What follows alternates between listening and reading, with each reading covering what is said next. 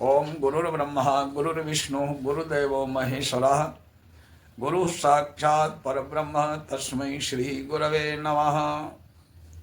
कृष्णाय वासुदेवाय हरये परमात्मने प्रणतक्लेशनाशाय गोविंदाय नमो नमः। जय श्री कृष्ण। आमल की एकादशी व्रत कथा। फाल्गुन शुक्ल पक्ष एकादशी। मानधाता जी बोले कि हे ब्राह्मण, हे महाभाग, हे ब्रह्मयों ने, जो आपने की मेरे ऊपर कृपा है तो ऐसा व्रत कहिए कि जिससे मेरा कल्याण हो। वशिष्ठ जी बोले कि रहस्य और इतिहास सहित व्रतों में उत्तम व्रत मैं आपसे कहता हूं, जो संपूर्ण फलों को देने वाला है।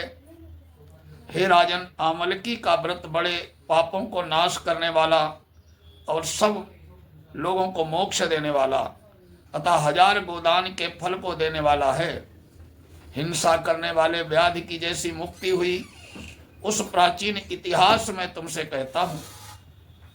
हष्ट पुष्ट मनुष्य और ब्राह्मण, क्षत्रिय, वैश्य, शूद्रों से सुशोभित वैदिश नाम का एक नगर था। हे राजन, वहां सुंदर वेद ध्वनि हो रही थी। उस सुंदर नगर में कोई नास्तिक और दुराचारी नहीं था। वहां चंद्रवंशी पास बिंदुक राजा के वंश में पैदा हुआ धर्मात्मा सत्यवादी चत्ररथ नामक प्रसिद्ध राजा था। और राजा 10,000 हाथियों के समान बलवान, धनी और शस्त्र शास्त्रों को जानने वाला था। उसके राज्य में निर्धन और लोभी दिखाई नहीं देता था। दोनों पक्ष की एकादशी को मनुष्य भोजन नहीं करते थे, सब धर्मों को छोड़कर भगवान की भक्ति करते थे। हे राजसत्तम, इस प्रकार भक्ति भगवान की करते हुए मनुष्यों को सुखपूर्वक बहुत वर्ष व्यतीत हो गए। कुछ समय बीतने पर फाल्गुन शुक्ल पक्ष की द्वादशी युक्त एकादशी प्राप्त हुई। हे विभो, हे नृप, उस एकादशी को बालक बूढ़े सबने मिलकर नियम और पूर्वक उपवास किया। इस व्रत के विशेष फलदायक समझकर नदी में स्नान करके प्रजा के साथ मंदिर गए। राजा ने जल से भरा हुआ कलश स्थापित करके उसे छतरी, उपानह, पंचरत्न और सुंदर गंध से सुशोभित किया। दीपमाला से युक्त परशुराम अजी के साथ ऋषियों समेत सावधानी से पूजन किया। आमले का भी पूजन किया। हे जामदग्न, हे रेणुकानंदन, हे देववर्धन, हे आमल की छाया से युक्त मुक्ति देने वाले, आपको नमस्कार है। हे धात्री, ब्रह्मा से उत्पन्न है, सब पापों को नाश करने वाली आमल की, तुमको नमस्कार है।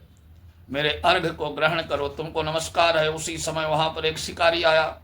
वो भूख प्यास से युक्त, पाप के भार से पीड़ित, परिवार के लिए जीव हिंसा करने वाला, सब धर्मों से अलग वो आमल की एकादशी का जागरण अब दीपकों से सुशोभित उस स्थान को देखकर वहां बैठ गया। ये क्या है, ऐसा मन में सोचकर आश्चर्य करने लगा। उसने वहां रखे हुए कलश के ऊपर दामोदर भगवान का दर्शन किया। वहां आमले का वृक्ष और दीपक जुड़े हुए देखे और पंडितों के मुख से भगवान की कथा सुनी। चोदित होने पर भी एकादशी का महात्म्य सुना। विस्मय युक्त होकर रात्रि में जागरण किया। प्रातः काल सब मनुष्य नगर में चले गए। उस शिकारी ने भी घर आकर प्रसन्नता से भोजन किया। फिर बहुत काल के अनंतर व्याधि की मृत्यु हुई एकादशी के प्रभाव से। और रात्रि में जागरण से उसे चतुरंगिणी सेना समेत बड़ा राज्य मिला। धर्मात्मा राजा ने इंद्र की तरह राज्य किया। वशिष्ठ जी कहते हैं, राजन, जो श्रेष्ठ मनुष्य आमल की एकादशी का व्रत करते हैं, कथा सुनते हैं, वे निस्संदेह विष्णु लोक को जाते हैं। इस दिन आमले के पेड़ के नीचे कलश स्थापित करके धूप दीप नैवेद्य पंचरत्न आदि से परशुराम भगवान की पूजा की जाती है। इस दिन आमलों का फलाहार लेना चाहिए। बोले परशुराम भगवान की जय।